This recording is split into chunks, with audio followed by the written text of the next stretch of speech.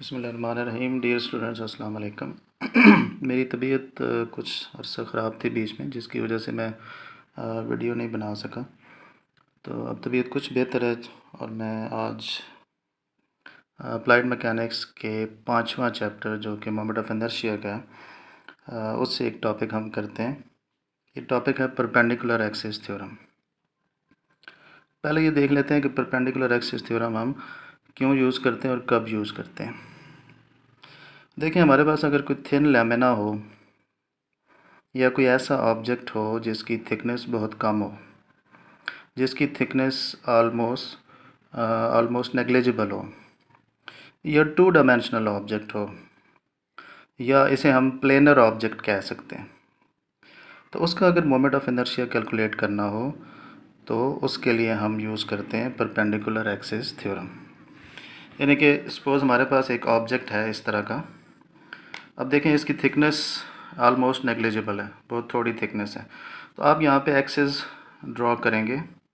Suppose ये x axis है और ये इसका वाई एक्सिस है। आपने दो एक्सिस ड्रॉ कर दिए। अब इसका, इस थिन ऑब्जेक्ट का, इस प्लेनर ऑब्जेक्ट का, अब ये इसका प्लेन है, ठीक है, और इसके अंदर ये दो एक्सिस हैं, एक एक्स एक्सिस और एक वाई एक्सिस। तो इसका मोमेंट ऑफ इनर्शिया जो है वो हम किसी तीसरे एक्सिस के अराउंड कैलकुलेट कर सकते हैं according to perpendicular axis theorem, जो कि इन दोनों एक्सिस के ऊपर और इस प्लेनर ऑब्जेक्ट के ऊपर भी परपेंडिकुलर होगा। फॉर एग्ज़ाम्पल, ये हमारा थर्ड एक्सिस बनेगा जिसे हम कहेंगे जेड एक्सिस, यानी कि ये एक्स एक्सिस, ये वाई एक्सिस और ये इसके ऊपर थर्ड एक्सिस जो है ये परपेंडिकुलर होगा जिसे हम कहेंगे जेड एक्सिस।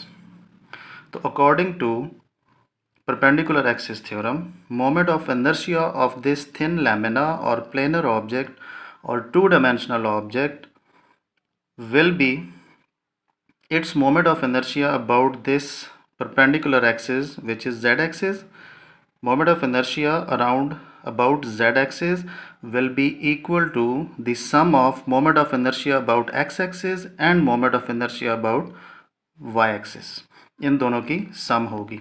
अब क्या है कि हम इस टू डायमेंशनल ऑब्जेक्ट का या प्लेनर ऑब्जेक्ट का या थिन ऑब्जेक्ट का अगर मोमेंट ऑफ इनर्शिया लेते हैं तो वो हमें कैलकुलेट करना होगा परपेंडिकुलर एक्सिस थ्योरम से। लेकिन अगर इससे ज़्यादा थिकनेस का कोई ऑब्जेक्ट है या जो थिकनेस इंक्रीज़ करती जाती है तो फिर आप परपेंडिकुलर एक्सिस थ्योरम अप्लाई नहीं कर सकते। और अगर अप्लाई करेंगे तो फिर क्या होगा? अगर अप्लाई करेंगे तो फिर आपका जो रिज़ल्ट आएगा उसमें एक्यूरेसी कम होती जाएगी। जितनी थिकनेस बढ़ती जाएगी या 3D होता जाएगा ऑब्जेक्ट, उतना उसकी मोमेंट ऑफ इनर्शिया की जो एक्यूरेसी है परपेंडिकुलर एक्सिस थ्योरम से वो कम होती जाएगी, या दूसरे लफ्ज़ों में उसमें एरर जो है वो बढ़ता जाएगा। इसको हम किस तरह लिख सकते हैं? सपोज़ हमारे पास ये एक ऑब्जेक्ट है, एक थिन 2D ऑब्जेक्ट है, प्लेनर ऑब्जेक्ट है। अब इसके प्लेन में ये एक्स एक्सिस है और ये वाई एक्सिस है, जिसको हमने एक्स एक्स डैश और वाई वाई डैश से डिनोट किया। तो तीसरा जो मैंने इस तरह शो किया है, ये वाला, ये जेड एक्सिस है, और क्योंकि ये 2D है तो हमने इसको ऐसे शो कर दिया जेड जेड डैश।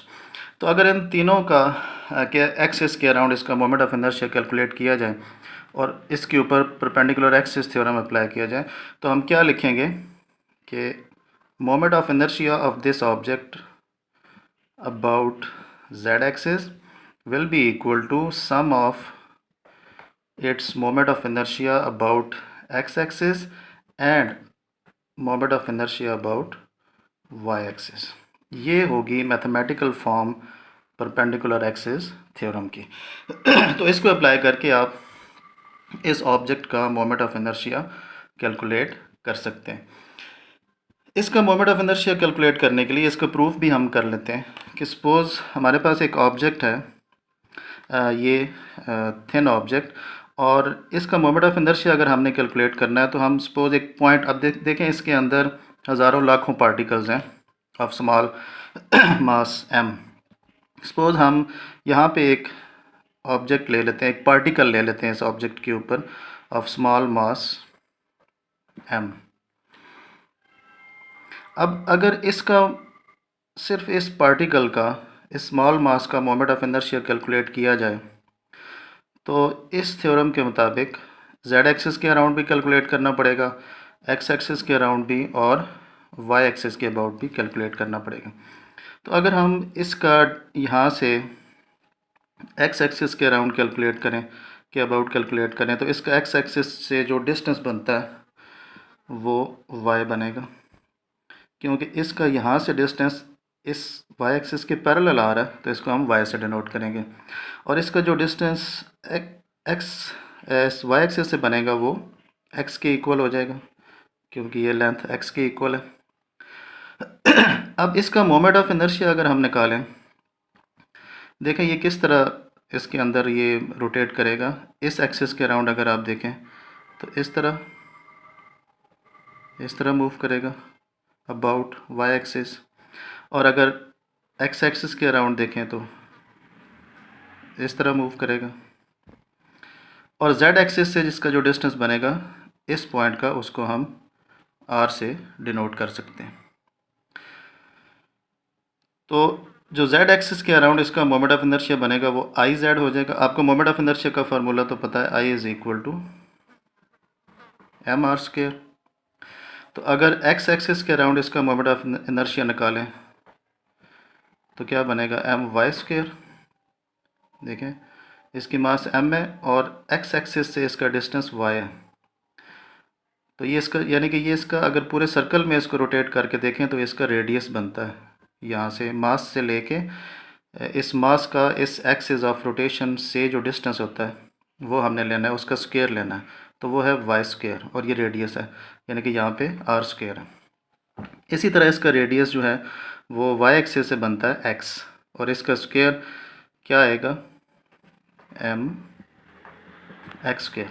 अब ये इसका मोमेंट ऑफ इनर्शिया आ गया अबाउट एक्स एक्सिस, और ये इसका मोमेंट ऑफ इनर्शिया आ गया अबाउट वाई एक्सिस।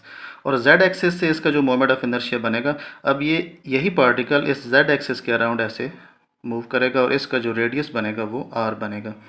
तो I Z will be equal to M R square. इसी को अगर हम प्रूफ करें, इसी डायग्राम को लेकर चलें, तो देखें यही डायग्राम मैंने यहाँ पे ड्रॉ की है।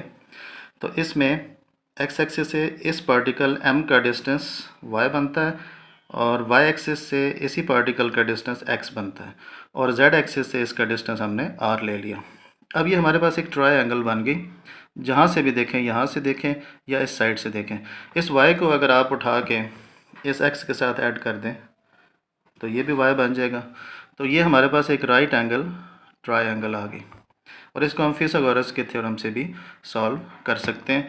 तो उसके मुताबिक R square will be equal to X square plus Y square. हम लिख सकते हैं from this figure R square is equal to X square plus Y square. इसी इक्वेशन को दोनों साइडों से आप मल्टीप्लाई कर दें, एम से, मास से मल्टीप्लाई कर दें, तो ये बनेगा M R square is equal to M X square plus M Y square. ये ट्रायंगल आपको समझ आ गई होगी, ओ एम और यहाँ तक वाई। अगर इसको नाम दे दें, इस साइड से अगर आप इसको देखें इस ट्रायंगल को, ये ओ ए, और यहाँ पे इसको इस पॉइंट को बी कर लें, तो ओ ए बी आपके पास ट्रायंगल है, और इसमें परपेंडिकुलर एक्स है, बेस इसकी वाई हो गई, और हाइपोटेन्यूज आर बन गया। तो R square will be equal to hypotenuse square will be equal to X square plus Y square, या hypotenuse square will be equal to base square plus perpendicular square. दोनों साइडों पे आपने मास से मल्टीप्लाई किया तो ये एम आर स्क्वायर हो गया, ये एम एक्स स्क्वायर हो गया, प्लस एम वाई स्क्वायर हो गया।